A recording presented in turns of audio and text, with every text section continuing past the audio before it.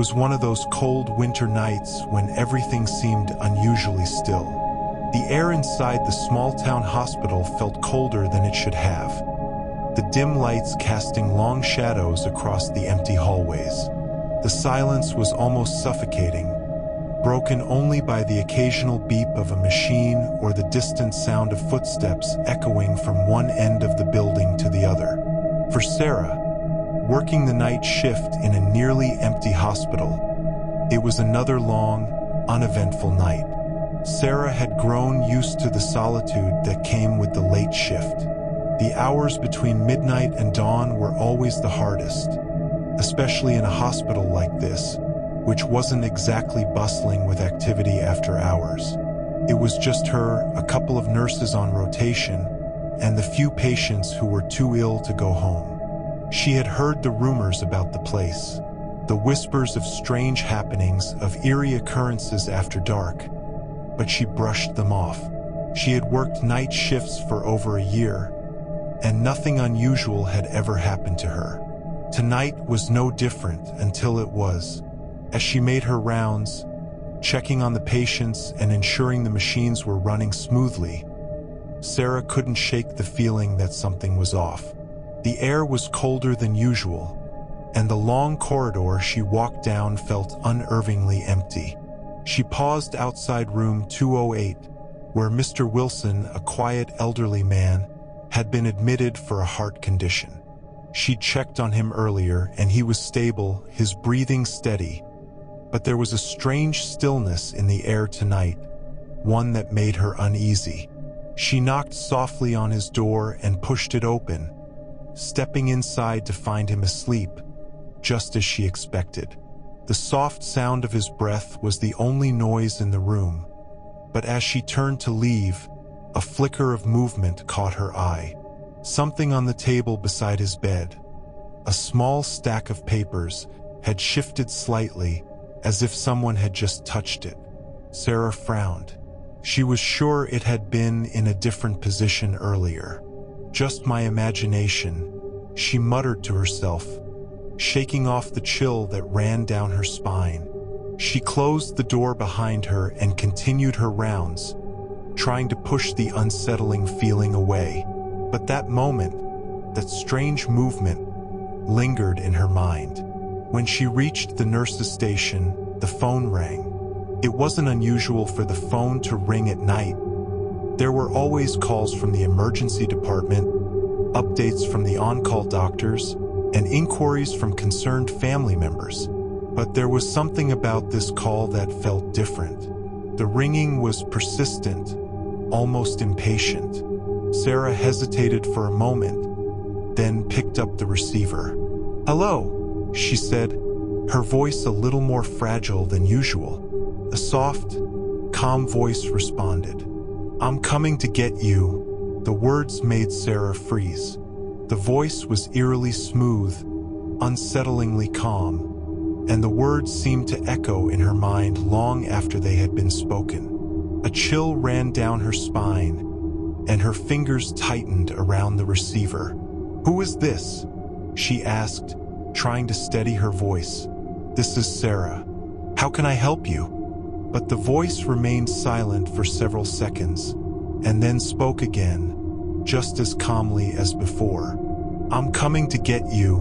Her heart raced in her chest. Something about the voice felt wrong, so wrong that it sent a wave of dread through her. The calmness of it was unnerving, the kind of voice you would hear from someone who knew exactly what they were saying, someone who wasn't in a hurry, someone who had all the time in the world. "Who is this?" Sarah repeated, her voice trembling now. But before she could say anything more, the line went dead. For a moment, Sarah just stood there, staring at the receiver in her hand. Her breath came in shallow gasps, her mind racing. Was it a prank? Someone on the staff, perhaps? But no one had called the nurse's station from the outside at this hour. Her hand shook as she set the receiver back in place, but the fear in her stomach didn't go away. She forced herself to focus. There were still patients to check on, still work to do. She couldn't let her mind wander. She grabbed the chart for room 208, where Mr. Wilson was still resting, and made her way down the hall. As she approached his room, she noticed something strange. The door, which had been fully closed when she had last checked, was now slightly ajar. It was so subtle that Sarah almost thought she had imagined it. But no, she was certain. She had closed it before. "Mr. Wilson?" she called softly as she stepped inside. The room was quiet. The only sound the gentle hum of the oxygen machine beside his bed. But when Sarah looked at Mr. Wilson, she felt her blood run cold. His eyes were wide open, staring blankly at the ceiling, unblinking. His face an odd shade of gray. Her heart skipped a beat. She rushed to his side, checking for a pulse, but there was none. He had passed away in his sleep. The realization hit her like a ton of bricks. He hadn't been breathing when she had checked on him earlier. How had she missed this? And why did it feel like something was watching her? Trembling, Sarah stood up, unable to shake the feeling that something else was in the room with her. She turned to leave, but just before she reached the door, something caught her eye. The phone on the bedside table was vibrating slightly. She froze again, a sense of dread flooding through her veins. It was the same phone she had seen on the table when she last entered, but now it was vibrating, as if it had just been placed there. Her stomach churned. Sarah hesitated, then cautiously approached the phone. As she picked it up, her mind was spinning with questions. Was someone playing a prank on her? Or was this something more? She glanced at the screen. It showed the caller ID for the hospital switchboard, the same number she had seen earlier when the call came in. With trembling hands, she answered. "Hello." The voice came through, calm and clear as ever. "I'm coming to get you." Sarah slammed the phone back onto the table, her heart racing. This couldn't be happening. It was impossible. The voice, the phone call, it was all too much. She rushed out of the room, not even bothering to check if the door was fully closed. She ran down the hall, her mind a whirl of confusion and terror. She didn't know what was happening, but she knew one thing for sure. She wasn't going back to room 208. The next morning, Sarah's shift ended, and the morning nurse took over. She didn't mention the strange events of the night, but when she returned to her apartment later, she couldn't shake the feeling of unease. Later, Sarah learned something that made her blood run cold. Mr. Wilson had passed away hours before her call. The time of death listed in the records matched exactly with the moment the voice on the phone had spoken. It wasn't a prank. It was something else entirely.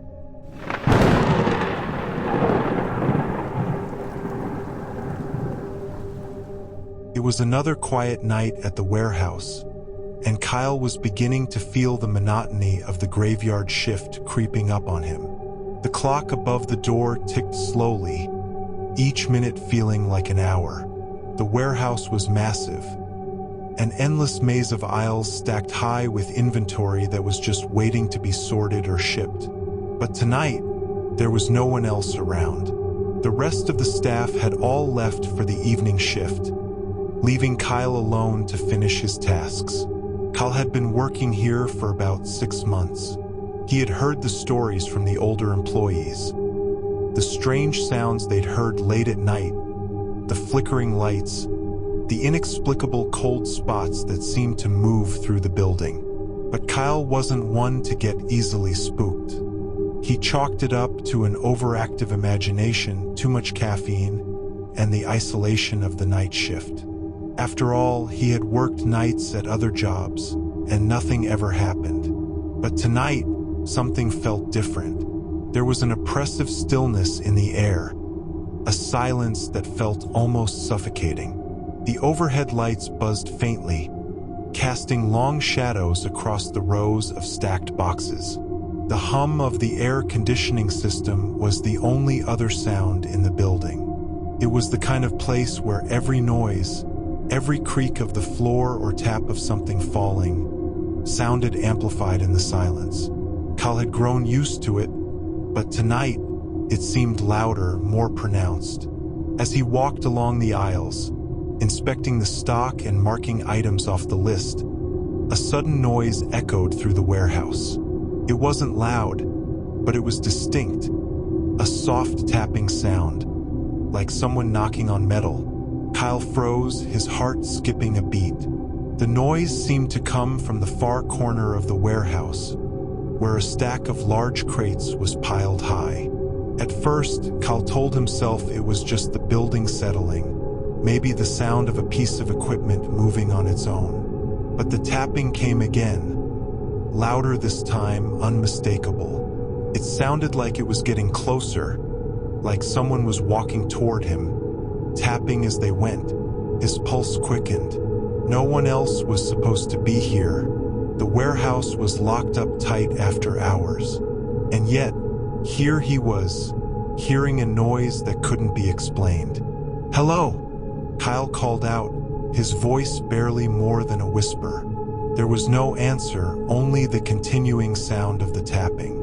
He hesitated for a moment, then turned toward the sound, his footsteps echoing through the quiet building as he walked toward the far corner. The shadows seemed to stretch longer than usual, the dim lights flickering as he approached the stack of crates. His mind raced with possibilities. Could someone have snuck in? Maybe it was a maintenance worker? But then why would they be making such an odd sound? When he reached the crates, Kyle stopped in his tracks. There was no one there, no one at all, but the tapping had stopped as well. For a moment, everything was still again. Kyle exhaled slowly, trying to calm his nerves. "Just your imagination," he muttered to himself. But then, out of the corner of his eye, he saw something that made his blood run cold. A figure. It wasn't clear at first, just a shadow moving quickly across the dim light.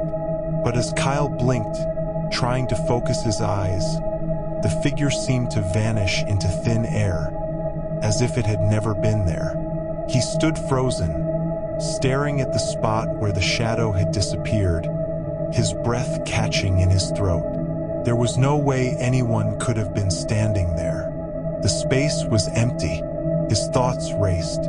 Had he just seen things? Was it just his mind playing tricks on him after too many long hours? Or had someone actually been there?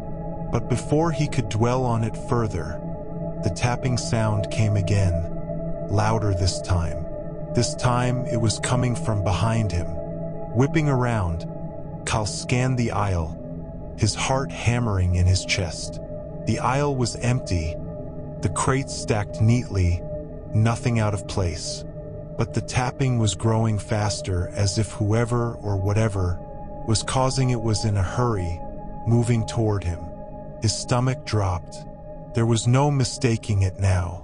Someone or something was here, and it was getting closer. Panicked, Kyle ran down the aisle, his footsteps echoing through the vast emptiness of the warehouse. He didn't stop until he reached the front of the building, where the security office was. But when he reached for the door, it was locked. The security guard, Frank, usually left the door unlocked for Kyle when he worked late, but tonight it was sealed shut. Come on, Kyle muttered under his breath, his fingers fumbling at the lock. Just as he managed to get the door open, a loud crash came from behind him, followed by a voice. A low, guttural whisper that seemed to come from the very walls themselves. "Get out!" Kyle's heart raced, his legs shaking as he bolted out of the door and into the cold night air. He didn't look back as he ran to his car, his mind a blur of terror and confusion. He fumbled for his keys, his hands slick with sweat as he unlocked the door and threw himself inside. The door slammed shut behind him, and he locked it quickly, his breath coming in frantic gasps. He started the engine, peeling out of the parking lot and heading home, but he couldn't shake the feeling that something was watching him, that something was following him, even though he knew there was no one there. The next morning, Kyle called in sick. He didn't want to go back. He didn't want to face whatever it was that he had encountered in that warehouse. A few days later, Kyle learned that the warehouse had a dark history, a history no one had bothered to mention. Years ago, there had been a tragic accident on the property. A worker had been killed in a freak accident, crushed by falling crates. The rumors said that his death wasn't an accident at all. They said it had been murder, and from that day forward, people began to hear strange noises. Tapping, whispers, and sometimes even voices. The staff would tell stories of seeing a shadowy figure wandering the aisles, watching them as they worked late at night. But no one had ever mentioned it to Kyle. They never told him about the haunting, never warned him that the warehouse was a place that never really let go of its past. Now, Kyle knew the truth. There was something in that building, and it wasn't going to let him forget it.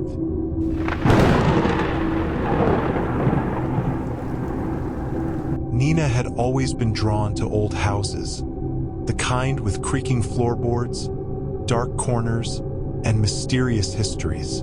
There was something about them that intrigued her, made her feel like she was stepping into a different world, one where every room held a secret waiting to be uncovered. When she and her husband, Mark, bought their new home, a charming Victorian house nestled in the woods just outside town, she was excited. It was the perfect fixer-upper, spacious, full of character, and, most importantly, affordable. From the moment they stepped inside, Nina could feel the weight of the house's past. The air seemed thick with memories, and the house creaked and groaned as if it were settling into its new owners. Mark, ever the practical one, shrugged it off. "It's just an old house," he'd said. "It's bound to make some noise." But Nina wasn't so sure. There was something about the attic that unsettled her. She'd never been a fan of attics. Always too dark, too cramped, too full of forgotten things. The moment she'd stepped up into the attic on their first tour of the house, she'd felt a coldness settle over her, as if the space itself was hiding something. Mark had dismissed it, saying that it was just a storage area, but Nina couldn't shake the feeling that something was watching her from up there. For the first few weeks, everything seemed normal. They worked hard to unpack, cleaning and fixing the house. They found plenty of oddities, old furniture, boxes of forgotten belongings, strange, faded photographs, but nothing that seemed out of the ordinary. The attic, however, remained locked and untouched. The door kept shut by a rusty padlock that Nina hadn't bothered to open. She told herself it was just a storage area, nothing to worry about. But then things started to change. It started with the sounds. Late at night, when the house was quiet and Mark was fast asleep beside her, Nina would hear footsteps in the attic. Slow, deliberate steps that echoed down the hallway, heavy enough to shake the walls. At first, she thought it was just the house settling, but the sounds were too rhythmic, too purposeful. Sometimes, she would hear something else, a faint tapping, like fingers drumming against wood. It was unnerving, but she told herself it was just her imagination running wild. One night, after the noises had become too persistent to ignore, Nina decided to investigate. Mark was away on a business trip, and she found herself alone in the house, the silence surrounding her like a heavy fog. The noise had started again, those slow, deliberate steps. She hesitated at the foot of the stairs leading up to the attic, her heart pounding in her chest. She knew she shouldn't go up there alone, but curiosity got the better of her. With a deep breath, she grabbed a flashlight and made her way up the creaking stairs. The attic door, as usual, was locked, but this time, Nina's nerves got the best of her. She grabbed a screwdriver from the toolbox and managed to pry the lock open. The door groaned as she pushed it open, the darkness inside stretching out before her like a black void. Nina shone the flashlight into the attic, scanning the room. It was exactly as she had left it. A dusty, forgotten space filled with old furniture and boxes of stored belongings. There was no sign of anything unusual, no sign of movement. She was about to turn and leave when she saw it. A shadow moving swiftly across the far corner of the room. It was the size of a person, but there was something off about it. It was darker than the rest of the shadows in the room, almost like it was absorbing the light. Nina froze, her breath catching in her throat. The shadow seemed to pause for a moment, as if aware of her presence. Then, it moved again, slithering along the floor and disappearing behind a stack of old crates. Her heart pounded in her chest as she stared at the spot where the shadow had been. She couldn't move. She couldn't breathe. Every instinct in her screamed to run, but her legs were frozen in place. Then, out of nowhere, she heard a voice. A low, rasping whisper that seemed to come from all around her. "Leave." Nina spun around, her flashlight flickering wildly as she searched the room. There was no one there, no one at all, but the whisper lingered in her mind, echoing in the hollow, empty space. She turned toward the door, ready to leave, but as she reached for the doorknob, the door slammed shut with a force that rattled the entire attic. Nina gasped, her pulse racing as she stumbled backward. The flashlight flickered again, and she turned it back on, now desperate to find a way out. Her eyes darted across the room, but it was then that she saw it. Something was moving in the corner. The shadow was back, but this time it was much larger, more defined. It was standing in front of the stack of crates, its form growing taller and taller with each passing second. Nina's mind raced. She tried to scream, but no sound came out. The figure in the corner was no longer a shadow. It had shape. It had depth. It was human, but there was something wrong with it. Its features were obscured by darkness, but Nina could see its eyes, two glowing orbs that seemed to pierce the very air around her. The figure stepped forward, its movements slow, deliberate, like it was savoring the fear in Nina's eyes. "Leave this place," the voice whispered again. Only this time, it was louder, more forceful. It was coming from the figure itself. Nina's heart hammered in her chest as she backed toward the door. She tried to reach for the doorknob again, but her hands were shaking so violently she could barely grip it. The figure moved closer, its form becoming clearer as it stepped into the light. It was a man. No, it was something that looked like a man, but with skin as black as the night and eyes that gleamed with an unnatural light. Its presence was suffocating, its mere existence sending a chill through Nina's body that made her bones ache. Without thinking, she shoved the door open and ran down the stairs, her breath ragged in her chest. She didn't stop until she was outside, standing in the cold night air, gasping for breath. She looked up at the house, the dark windows staring back at her like empty eyes. Nina never went back into the attic after that night. She couldn't bring herself to. She and Mark eventually sold the house, not because of the condition. It was still a beautiful home, but because Nina knew, deep in her soul, that something was wrong with it. Something dark, something old, had been waiting there for a long time. And whatever it was, it had wanted her to leave. And Nina wasn't about to ignore its warning.